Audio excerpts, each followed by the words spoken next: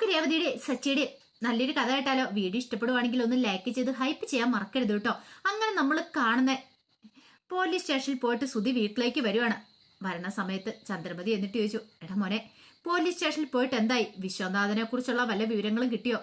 ഇല്ലമ്മ, അയാളെ കുറിച്ച് അന്വേഷിക്കുന്നുണ്ടെന്ന പോലീസുകാർ പറഞ്ഞ്. ഇനി ഏത് കാലത്ത് അന്വേഷിച്ച് വിവരം കിട്ടുമെന്നൊന്നും എനിക്കറിയില്ല. രവീന്ദ്രൻ പറഞ്ഞു, അയാളെ മുങ്ങിയത് തന്നെയാന്ന് തോന്നേ. അല്ലെങ്കിൽ പിന്നെ അയാളെക്കുറിച്ച് എന്തെങ്കിലും വിവരം കിട്ടില്ലായിരുന്നോ? വെറുതെ പോകാന്ന് മാത്രം, അല്ലാതെ ഒരു പ്രയോജനം കിട്ടത്തില്ല. ആ സമയത്ത് സുധി പറഞ്ഞു, അതെ, ഈ പോക്കും കൊണ്ട് വേറൊരു ഗുണമുണ്ടായി അമ്മേ. അതെന്താടാ? സച്ചി ഉണ്ടല്ലോ, അവൻ പോലീസ് സ്റ്റേഷനിലുണ്ട്.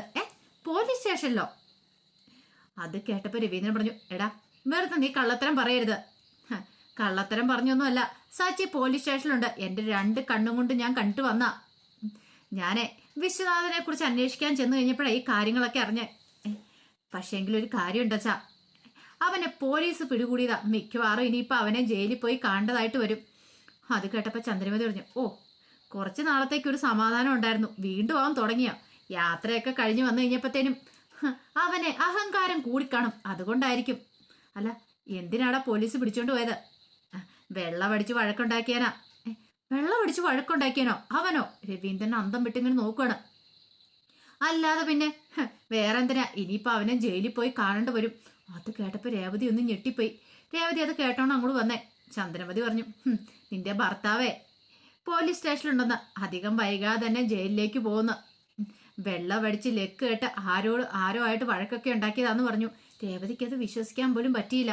കാരണം സച്ചേന്റെ കാറ് പോലീസുകാർ പിടികൂടിയിട്ടുണ്ടായിരുന്നു. ഇനിയിപ്പം ദൈവം അടുത്ത പ്രശ്നമായോ? ആ ഒരു ചിന്തയെ രേവതിയുടെ മനസ്സിൽ.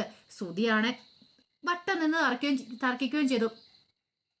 ഞാൻ കണ്ടത് അവനെ, എന്നോട് അവർ പറയുകയും ചെയ്താന്നൊക്കെ പറഞ്ഞു.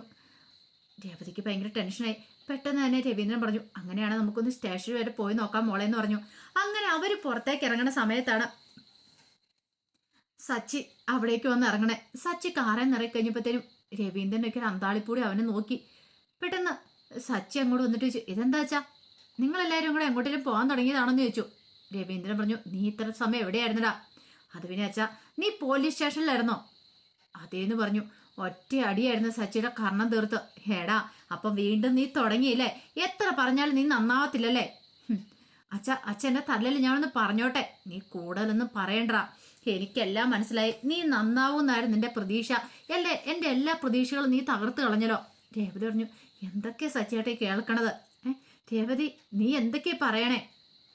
സച്ചേട്ടൻ വേണ്ട, കൂടുതലൊന്നും പറയണ്ട. അപ്പോഴേക്കും ചന്ദ്രമതി പറഞ്ഞു, രവിയേട്ടാ, അവനെ എത്ര തല്ലിയിട്ടും കാര്യമില്ല. അവൻ നന്നാവുമെന്ന് തോന്നുന്നുണ്ടോ? ഈ ജന്മത്തിൽ നന്നാവില്ല. അതിന് വളം വെച്ച് കൊടുക്കുന്ന ആള് രവിയേണ്ണ. ഓരോ തവണ ഓരോ തെറ്റ് ചെയ്തിട്ട് കഴിയുമ്പോഴത്തേനും രവിയേണ്ണടുത്ത് തലയിലേക്ക് വെക്കും. ഇപ്പൊ കണ്ടില്ലേ, അടുത്ത പ്രശ്നം ഉണ്ടായിക്കൊണ്ട് വന്നിരിക്കുന്നു. സച്ചി പറഞ്ഞു, ഞാനിത് പ്രശ്നം ഉണ്ടാക്കിയെന്ന. രവീന്ദ്രൻ പറഞ്ഞു, മിണ്ടി പോയേക്കല് എന്നും പറഞ്ഞ് വീണ്ടും അടിക്കുമ്പോഴത്തേനും രേവതിയും കൂടെ ഇടയ്ക്കിലേക്ക് കയറി. സച്ചി പറഞ്ഞു, അച്ഛൻ എന്നെ തല്ലുന്നതിന് കാരണം എന്താന്ന് പറഞ്ഞിട്ട് തല്ല്. എടാ, സുധി ഇന്ന് വന്നു കഴിഞ്ഞപ്പോ നിന്നെ പോലീസ് സ്റ്റേഷൻ വെച്ച് കണ്ടില്ലേ? കണ്ടു. അവൻ വന്ന് പറഞ്ഞിവിടെ എന്ത്?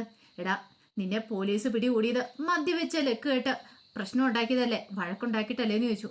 വഴക്കുണ്ടാക്കിയാനോ? അച്ഛൻ എന്തൊക്കെയാ പറയണേ? എടാ, അത് തന്നെ കാരണം. സുധി വന്ന് പറഞ്ഞു. അപ്പോഴേക്ക് സുധിയുടെ അടുത്തേക്ക് സച്ചി വന്നു. സത്യം പറയടാ, നിന്നോട് ആരാ അത് പറഞ്ഞേ? എന്നോട് അവിടെയോടെ പോലീസുകാരൻ. അച്ഛാ, ഇതൊന്നും അല്ല സത്യം. ഞാൻ പോലീസ് സ്റ്റേഷനിൽ പോയത് അതിനല്ല. എൻ്റെ കാറ് പുറത്തിറക്കാൻ വേണ്ട. കാറ് പുറത്തിറക്കാനോ? ചന്ദ്രമതി, സുധി, രവീന്ദ്രനൊക്കെ ഒരു അന്താളിപ്പോട് കൂടി സച്ചിയെ നോക്കുവാണ്. അപ്പോഴേക്കും രവി ചോദിച്ചു, അപ്പം അതിനു വേണ്ടിയിട്ട് സച്ചിയേട്ടൻ പോയപ്പോഴാണോ എന്ന് ചോദിച്ചു. സച്ചി പറഞ്ഞു, എൻ്റെ രേവതി, ഞാൻ വെള്ളം അടിച്ച് മദ്യപിച്ച് പ്രശ്നം ഉണ്ടാക്കിയിട്ടൊന്നുമില്ല. ഞാൻ നിന്നോട് പറഞ്ഞില്ലേ കാറ് പുറത്തിറക്കാൻ പോകുന്ന. പിന്നീട് രവീന്ദ്രൻ്റെ അടുത്ത് എന്നിട്ട് പറഞ്ഞു, അച്ഛാ, ഇന്നലെ എൻ്റെ കാറ് നോ പാർക്കിംഗ് ഏരിയയിൽ കൊണ്ടുപോയിട്ടാൽ പോലീസുകാർ പിടിച്ചിട്ടുണ്ടായിരുന്നു. മെഡിക്കൽ സ്റ്റോറിൽ ഒരു മെഡിസിൻ വാങ്ങാൻ വേണ്ടി കയറിയതാ. അയാളത് പിടിച്ചോണ്ട് പോയി. അപ്പോഴേക്ക് സുധി പറഞ്ഞു, അങ്ങനെ പിടിച്ചോണ്ട് പോകേണ്ട കാര്യം എന്താ? നോ പാർക്കിംഗിൽ ഏരിയ കൊണ്ട് വണ്ടി ഇട്ടുണ്ടെങ്കിൽ ഫൈൻ അടപ്പിക്കുകയല്ലേ ചെയ്യുന്നേ? ഇവൻ കള്ളത്തരം പറയുന്ന അച്ഛാ. അത് കേട്ടപ്പം സച്ചി പറഞ്ഞു, മിണ്ടരുത് നീയ എന്ന് പറഞ്ഞു. രവീന്ദ്രൻ ചോദിച്ചു, എടാ, അങ്ങനെ കൊണ്ടേ ഇട്ടെന്ന് പറഞ്ഞിട്ട് പോലീസ് വണ്ടി എടുത്തോണ്ട് പോയില്ലല്ലോ. അച്ഛാ, അത് പിന്നെ അയാൾ കുറച്ച് മോശമായിട്ട് എന്നോട് പെരുമാറി. അച്ഛനെയൊക്കെ വിളിച്ചു കഴിഞ്ഞപ്പോൾ എനിക്ക് ദേഷ്യം വന്നു. ഞാൻ അയാളുടെ കോളറിന് കയറി പിടിച്ചു. അതിന്റെ ദേഷ്യത്തിന് അയാള് വണ്ടി എടുത്തോണ്ട് പോയെന്ന് പറഞ്ഞു. അത് കേട്ടപ്പോൾ സുധി പറഞ്ഞു, അങ്ങനെ വരട്ടെ, വെറുതെ അല്ല. പോലീസുകാരെ അടിക്കാൻ ചെന്നാൽ പിന്നെ അവർ വെറുതെ വിടുവോ? ആ സമയം സച്ചി പറഞ്ഞു, അച്ഛ ഇന്നലെ അച്ഛനോട് പിന്നെ ഇത് പറയാതിരുന്ന ഇന്ന് പോയി കാർ എടുത്തോണ്ട് വരാലോന്ന് കരുതി, വേറെ പ്രശ്നങ്ങളൊന്നും ഇല്ലായിരുന്നു. ഇന്ന് എന്നെ SI സാറിനോട് കാര്യങ്ങളൊക്കെ പറഞ്ഞു. സാറ് കാറ് തന്നോട്ട് വിടുകയും ചെയ്തു. പിന്നെ ശരിക്കും ഒരു ഫൈൻ അടച്ചാൽ മാത്രം മതിയായിരുന്നു. അതിന്റെ പേരിൽ അയാൾ വെറുതെ പോലീസുകാരൻ്റെ ഓരോ പ്രശ്നങ്ങളൊക്കെ ഉണ്ടാക്കിയതാ, അല്ലാതെ ഞാനായിട്ടൊരു പ്രശ്നം ഉണ്ടാക്കില്ല എന്ന് പറഞ്ഞു. രവീന്ദ്രന്റെ സങ്കടമായിപ്പോയി. കാരണം കാര്യം അറിയാതെ കർണത്തടിക്കുകയും ചെയ്തു. പിന്നീട് സച്ചി രവീന്ദ്രനോട് പറഞ്ഞു, അച്ഛനോട് ഞാൻ കള്ളത്തരം പറയോ? ആരോട് പറഞ്ഞാലും അച്ഛനോട് ഞാൻ പറയോ അച്ഛാ? അച്ഛൻ അങ്ങനെ തോന്നുന്നുണ്ടോ എന്ന് ചോദിച്ചു. രവീന്ദ്രൻ പറഞ്ഞു, അതുമോനെ ക്ഷമിക്ക് നീ എന്നോട്, ഞാൻ അറിയാതെ അവനെന്ന് പറയുന്നത് കേട്ടപ്പോൾ അപ്പോഴേക്ക് സച്ചി പറഞ്ഞു വേണ്ട അച്ഛാന്നും പറഞ്ഞുകൊണ്ട് രവീന്ദ്രനെ കെട്ടിപ്പിടിക്കുകയാണ്. രവീന്ദ്രൻ പറഞ്ഞു പോട്ടെ എന്നും പറഞ്ഞുകൊണ്ട് ആശ്വസിപ്പിക്കുന്നുണ്ട് സച്ചിയെ. അങ്ങനെ കുറച്ച് കഴിഞ്ഞ് കഴിഞ്ഞപ്പോഴത്തേനും രേവതി സച്ചിയുടെ അടുത്തേക്ക് വന്നു. എന്നിട്ട് പറഞ്ഞു, സച്ചിയേട്ടാ അച്ഛനോട് നമ്മൾ ഇന്നലെ കാര്യങ്ങളൊക്കെ പറയേണ്ടതായിരുന്നു. അങ്ങനെയാണ് ഇനി പ്രശ്നങ്ങളൊന്നും ഉണ്ടാകത്തില്ലായിരുന്നു. അത് ശരിയാ, ഇനിയിപ്പോൾ പറഞ്ഞിട്ട് കാര്യമില്ലോ എന്ന് പറഞ്ഞു. ആ സമയത്താണ് അശോകൻ അങ്ങോട്ടേക്ക് വരുന്നത്. അശോകൻ ആകെപ്പാടെ വിഷമത്തോട് കൂടിയിട്ടാണ് വീട്ടിലേക്ക് വരുന്നത്. അശോകനെ കണ്ടിഞ്ഞപ്പോൾ രവീന്ദ്രൻ പറഞ്ഞു, വാ അശോക, മോളെ രേവതി, ഇതേത് ആരാ വന്നിക്കണം നോക്ക് എന്ന് പറഞ്ഞു. അപ്പോഴേക്കും രേവതി എന്നിട്ട് പറഞ്ഞു, ആഹാ അശോകനങ്ങളോ, ഞാൻ കുടിക്കാൻ എന്തെങ്കിലും എടുക്കാന്ന് പറഞ്ഞു. വേണ്ട മോളെ, എനിക്കൊന്നും വേണ്ടാന്ന് പറഞ്ഞുകൊണ്ട് അശോകൻ അവിടെ ഇരിക്കുക. എന്താടാ നിന്റെ മുഖം എന്താ വല്ലായിരിക്കണമെന്ന് ചോദിച്ചു. അപ്പോഴേക്കും അശോകൻ പറഞ്ഞു, അവള് പോയി. ആര് പോയെന്ന്? എടാ ബിന്ദുവിന് എന്തേലും വയ്യായിക ഉണ്ടായോ? പെട്ടെന്ന് അങ്ങനെ ഓർത്തെ അശോകന്റെ ഭാര്യയെക്കുറിച്ച്. അതല്ല, എൻ്റെ മോള് പോയെന്ന്. എങ്ങോട്ട് പോയ കാര്യം നീ പറയണേ? എടാ ഞാൻ നേരത്തെ പറഞ്ഞിട്ടില്ലേ അവൾക്കൊരു ഇഷ്ടമാണെന്നുള്ള കാര്യം. അവൾ ആ പയ്യനോടൊപ്പം ഇറങ്ങിപ്പോയെന്ന് പറഞ്ഞു. ഇത് കേട്ടപ്പോൾ രവീന്ദ്രൻ ഞെട്ടിപ്പോയി. അപ്പോഴേക്കും സച്ചിൻ രേവതിക്ക് അങ്ങോട്ട് വന്നു. ചന്ദ്രമതിയും കൂടെ വരുവാണ്. അശോകൻ കരയുവാണിരുന്നു. എൻ്റെ മാളു പോയടാ, അവൾ ഒരു കത്ത് എഴുതി വെച്ചിട്ട് പോയെന്ന് പറഞ്ഞു. അങ്ങനെ പോക്കറ്റിൽ നിന്ന് ആ കത്തെടുത്ത് രവീന്ദ്രൻ്റെ ഇടയിലേക്ക് കൊടുത്തപ്പോൾ രവീന്ദ്രൻ സച്ചിയോട് പറഞ്ഞു, എടാ എന്ന് വായിച്ചു നോക്കാൻ പറഞ്ഞു. അങ്ങനെ സച്ചി ആ കത്ത് വായിച്ചു. അച്ഛനും അമ്മയും എന്നോട് ക്ഷമിക്കണം, ഞാൻ ഇഷ്ടപ്പെട്ട ആളോട് ഒപ്പം ഇറങ്ങി പോവുക, എനിക്ക് വേറെ നിവൃത്തിയില്ല എന്നും പറഞ്ഞുകൊണ്ട് കത്തായിരുന്നത്. ആ സമയം സച്ചി ചോദിച്ചു, അല്ല അങ്കിളിന് അറിയാവോ ആരുടെ കൂടെയാ മാള് പോയെന്നുള്ള കാര്യം? എനിക്കറിയില്ല, അവൾക്കൊരു ഇഷ്ടമുണ്ടെന്ന് പറഞ്ഞിട്ടുണ്ടായിരുന്നു. അവൾക്ക് വേണ്ടിയിട്ട് വേറൊരു ആലോചന ഞാൻ നോക്കിയായിരുന്നു. പക്ഷെ അവൾക്കത് സഹിച്ചില്ല, അവൾക്കത് ഇഷ്ടപ്പെട്ടതുമില്ല. അതുകൊണ്ടാ.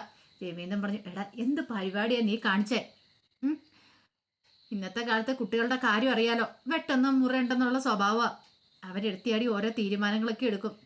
ആ സമയത്ത് സച്ചി പറഞ്ഞു, എങ്ങനെയുള്ളവരുടെ കൂടെ പോയേക്കുന്നൊന്നും അറിയത്തില്ലോ, അതാണ് പ്രശ്നം. അപ്പോഴേക്കും അശോകൻ ഇരുന്ന് കരയുവാണ്. ഈ സമയം സച്ചി പറഞ്ഞു, ഞങ്ങൾ വിഷമിക്കൊന്നും വേണ്ട, നോക്കട്ടെ, ഞങ്ങളൊന്ന് അന്വേഷിച്ച് നോക്കാം. അല്ല മെഡിക്കൽ സ്റ്റോറിലല്ലേ ജോലി ചെയ്തുകൊണ്ടിരുന്ന ആളു? അതെ, ഞങ്ങൾ അവിടെ പോയി ഒന്ന് അന്വേഷിച്ച് നോക്കാമെന്ന് പറഞ്ഞു. അപ്പോഴേക്കും രേവതി പറഞ്ഞു, സച്ചേട്ടാ ഞാനും കൂടെ സച്ചേട്ടനോടൊപ്പം വരാം, നമുക്ക് ഒരുമിച്ച് പോയി അന്വേഷിക്കാമെന്ന് പറഞ്ഞു. അങ്ങനെ എന്ത് ചെയ്തു, സച്ചിയും രേവതിയും കൂടെ ഇറങ്ങുമ്പോഴത്തേനും അശോകനോട് രവീന്ദ്രൻ പറഞ്ഞു, അതെ വിഷമിക്കൊന്നും വേണ്ട, നീ ധൈര്യമായിട്ടിരിക്കാനൊക്കെ പറഞ്ഞ് സമാധാനിപ്പിക്കുകയാണ്. അങ്ങനെ സച്ചിൻ രേവതിയും കൂടെ നേരെ മെഡിക്കൽ സ്റ്റോറിലേക്ക് വന്നു. മെഡിക്കൽ സ്റ്റോറിൽ ചെന്ന് മാളുവിനെ കുറിച്ച് അന്വേഷിക്കുമ്പോഴത്തേനും മാളുവിൻ്റെ ഫ്രണ്ട് അവളെക്കുറിച്ച് അറിയില്ല അങ്ങനെയൊക്കെ പറഞ്ഞ് ഒഴിഞ്ഞു മാറാൻ ശ്രമിക്കുന്നുണ്ട്. പക്ഷെ സച്ചിൻ രേവതിയും വിട്ടില്ല, അവർ ചോദ്യം ചെയ്യുവാണ്. ഒടുവിൽ കാര്യങ്ങളൊക്കെ പറഞ്ഞു കൊടുക്കുകയാണ്, ആരോടൊപ്പം പോയത്, അവരിപ്പോൾ എവിടെയുള്ളതെന്നൊക്കെ ഉള്ള കാര്യങ്ങളൊക്കെ പറഞ്ഞു കൊടുക്കുക. അപ്പം മാളുവിനെ കണ്ടെത്താനായിട്ട് സച്ചിൻ രേവതിയും കൂടെ പോവാണ്. അപ്പം അതിൻ്റെ കഥകളൊക്കെയാണ് നമ്മൾ കാണാൻ പോകുന്നത്. ആ കഥകൾക്കായി നമുക്ക് എല്ലാവർക്കും കാത്തിരിക്കാം കേട്ടോ. ഒരിക്കൽ കൂടി എല്ലാവർക്കും ശുഭരാത്രി നേർന്നുകൊണ്ട് നിർത്തുന്നു. നന്ദി.